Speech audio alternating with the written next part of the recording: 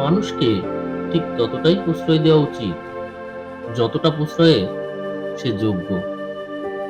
Housewife মানে কোনো বেকার মেয়ে নয়, সংসার সামলাতেও যোগ্যতা লাগে।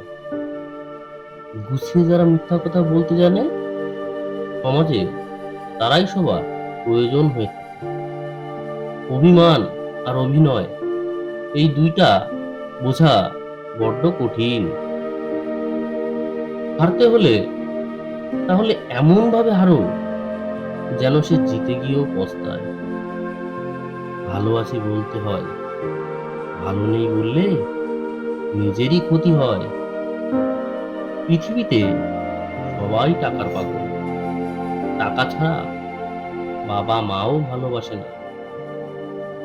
সব মেঘ যেমন সাদা হয় না, ঠিক তেমনি সব মানুষও ভালো মানুষ হয় না।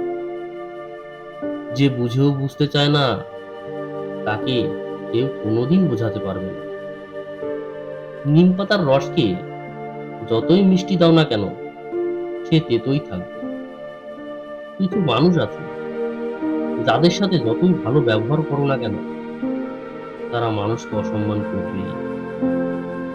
মন থেকে ভালোবাসলে চোখ থেকে জল পড়বে, এটা ভালোবাসার একটা সূত্র। আগে ছিল সংসার সুখের হয় রমণীর গুণে, আর এখন সংসার সুখের হয় পুরুষের গুণে। মানুষের ভাগ্যে কিছু থাকুক বা না থাকুক, কষ্ট জিনিসটা সবার জীবনে কম বেশি থাকে। কথায় আছে, অতি বার বেরো না, ঝড়ে ভেঙে যাবে।